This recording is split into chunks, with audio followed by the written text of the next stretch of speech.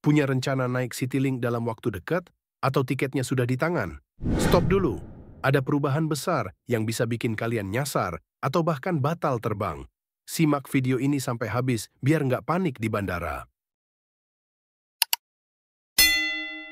Halo Lurs, kabar terbaru dari dunia penerbangan. Mulai 15 Maret 2025, Citylink resmi pindah dari Terminal 3 ke Terminal 1, Bandara Internasional Soekarno-Hatta. Perubahan ini bukan sekadar pindah lokasi, tapi juga membawa dampak bagi para penumpang. Jadi, kenapa Citylink harus pindah ke Terminal 1? Salah satu alasan utamanya adalah optimalisasi penataan bandara. PT Angkasa Pura Indonesia, InJourney Airports, melalui direktur utamanya, yaitu Faik Fahmi, menyampaikan pengelompokan terminal berdasarkan kategori layanan. Terminal 1 kini dikhususkan untuk maskapai low-cost carrier, ALCC, seperti Citylink yang sebelumnya berada di Terminal 3. Sedangkan Terminal 3 akan dikhususkan untuk maskapai full service seperti Garuda Indonesia. Selain itu, kepindahan ini juga bertujuan untuk mengurangi kepadatan di Terminal 3 yang seringkali ramai. Dengan pemindahan Citylink ke Terminal 1, distribusi penumpang bisa lebih merata dan pelayanan lebih efisien.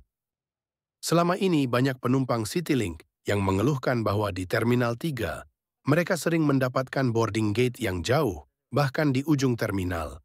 Buat kamu yang sering terbang dengan Citylink dari 3, pasti pernah merasakan bagaimana jauhnya berjalan ke gate.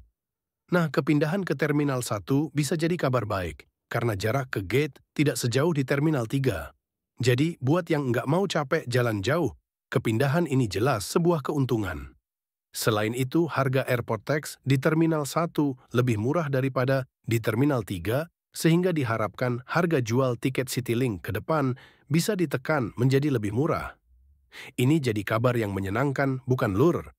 Namun, tidak semua orang senang dengan kepindahan ini. Salah satu keluhan utama adalah fasilitas di Terminal 1 yang dianggap kurang lengkap dibanding Terminal 3. Di Terminal 3, kita bisa menemukan berbagai pilihan restoran, coffee shop, hingga lounge yang mewah. Sementara di Terminal 1, jumlah tenan lebih sedikit dan suasananya lebih sepi. Jadi buat yang suka nongkrong sebelum terbang, mungkin ini jadi sedikit tantangan.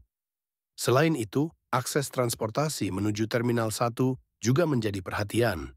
Meskipun Skytrain tetap bisa digunakan, beberapa penumpang merasa bahwa akses ke Terminal 3 lebih nyaman.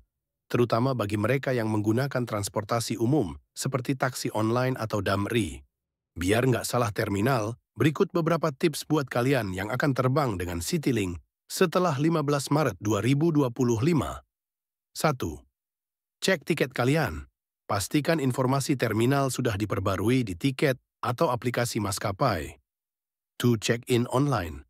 Pastikan sudah melakukan check-in online sehingga dapat mengurangi potensi kebingungan untuk check-in offline di Terminal 1. 3. Datang lebih awal. Jika kalian belum familiar dengan Terminal 1, sebaiknya datang lebih awal untuk menghindari kebingungan. 4. Gunakan transportasi yang sesuai. Skytrain masih bisa digunakan untuk berpindah terminal jika ada kebutuhan. 5. Siapkan makanan atau camilan. Karena pilihan kuliner di Terminal 1 lebih terbatas dibanding Terminal 3, lebih baik siapkan bekal jika perlu. 6. Jangan malu bertanya. Jika ada kebingungan, tanyakan kepada call center atau media sosial Citylink terkait proses check-in dan keberangkatan di Terminal 1. Jangan sampai hal ini membuat kalian gagal terbang. 7. Rutin update informasi. Selalu buka media sosial dan kanal berita penerbangan, khususnya Citylink, untuk mendapat update informasi terbaru. Nah, itu dia informasi lengkap tentang kepindahan Citylink dari Terminal 3 ke Terminal 1. Gimana menurut kalian? Apakah kalian senang dengan kepindahan ini atau justru lebih suka Citylink tetap di Terminal 3? Tulis pendapat kalian di kolom komentar. Jangan lupa like, share, dan subscribe untuk update terbaru tentang dunia transportasi dan perjalanan.